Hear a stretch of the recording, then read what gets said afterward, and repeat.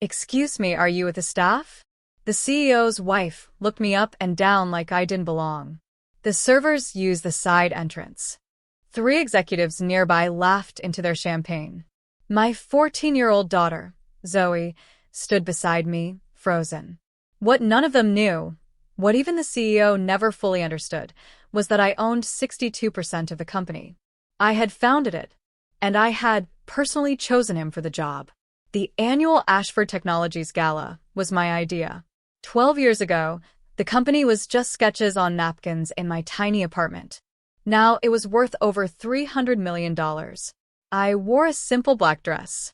No diamonds. Just my mother's pearl earrings. "I'm not with a catering company," I said calmly. The woman raised one perfect eyebrow. "Then who are you?" "This is an executive event." "I know. I created the guest list." Confusion crossed her face. Before she could reply, her husband stepped up beside her. He stopped mid-laugh. His color drained. "Ms. Monroe, I almost didn't come," I said quietly. "But I wanted my daughter to see what our company celebrates." I gestured to Zoey. The executives suddenly found their drinks very interesting. "I was just explaining to your wife that I don't work for the catering company," I added. I suppose the simple dress caused some confusion. Gregory forced a nervous laugh. "Eleanor has a unique sense of humor." "She's actually leaving," I said. Zoey had school in the morning. We had seen enough. As we walked away, I heard Gregory whisper sharply behind me, "Do you have any idea who that was?" By 6 the next morning, I was in my home office. A spare bedroom. A second-hand desk. A view of my backyard. Nothing about it looked powerful.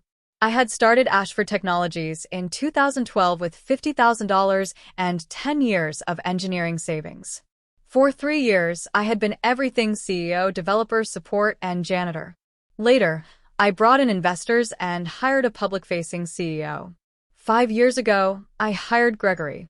On paper, he was perfect. In reality, the company culture had been rotting. Women were leaving at twice the rate of men. Complaints were rising. Executives were untouchable. Last night only made one thing clear. I was done waiting. At 7 a.m., I sent one email. Emergency board meeting. 10 a.m. Full attendance.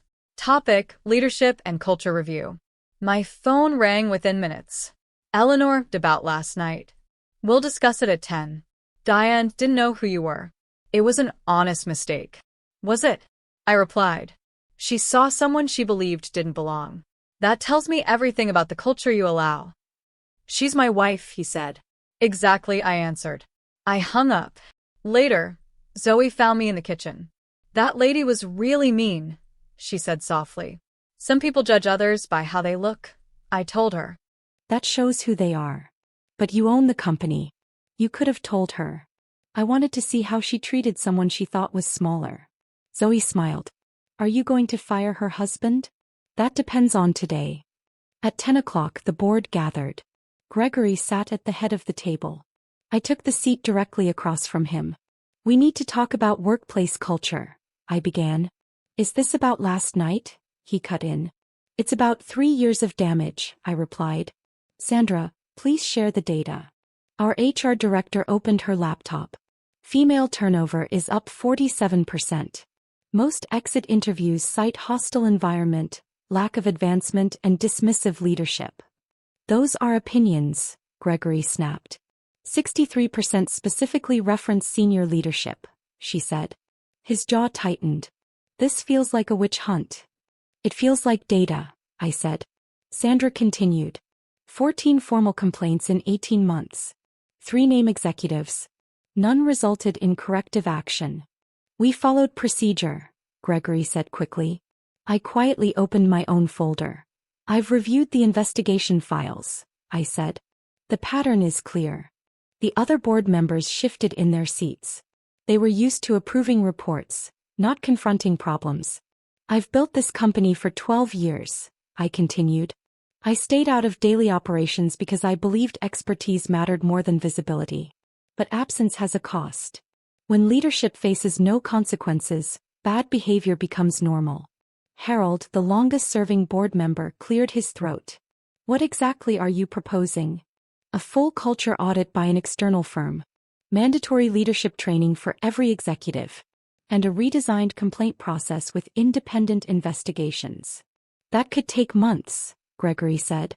And cost a fortune. We made $47 million in profit last year, I replied. We can afford to invest in our people. This is overreach, Eleanor, he snapped. You're a silent partner. Governance belongs to the board. I'm the majority owner, I said evenly. I founded this company. And I've been silent long enough. The room went still. There's something else, I added. Last night your wife looked at me, the person who built everything you benefit from, and assumed I was the help. When I told her I wasn't catering staff, she demanded to know who I was. She couldn't imagine that someone who looked like me belonged in this room. That's not fair, Gregory said quickly. Diane isn't. Diane is a reflection of what she's learned is acceptable, I said. For 5 years she's watched you dismiss women's contributions. She's heard your jokes about diversity hires and political correctness. She's learned who belongs and who doesn't. Gregory's face hardened. You're rewriting company policy over one comment my wife made at a party. No, I said quietly. I'm basing policy on 3 years of data. 14 formal complaints. A 47% increase in female turnover. And the look on my 14-year-old daughter's face when she watched your wife humiliate me. That landed. Several board members avoided Gregory's eyes. My daughter asked me this morning if I was going to fire you, I continued. I told her it depends on this meeting. I looked directly at him. Are you willing to take responsibility for the culture you've created? Are you willing to change how you lead and be held accountable? He was silent. And if I say no, he finally asked. Then we discuss your severance package. The room held its breath. At last Gregory leaned back. What would accountability look like? We talked for 3 hours. By the end we had a framework. An external culture audit. Executive coaching. Independent complaint procedures. Quarterly culture reports sent directly to the board. Gregory would remain CEO, on probation with clear performance and culture metrics. He didn't like it. But he liked the alternative less. As the meeting broke, Sandra from HR touched my arm. Thank you, she whispered.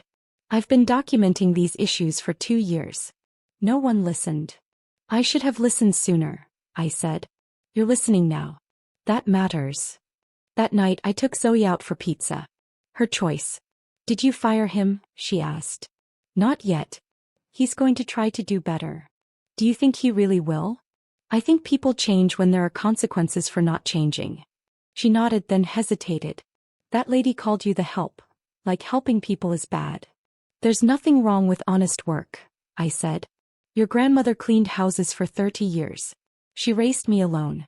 He paid for my college. She taught me integrity. So why did it hurt? I thought about it. Because she wasn't insulting the job.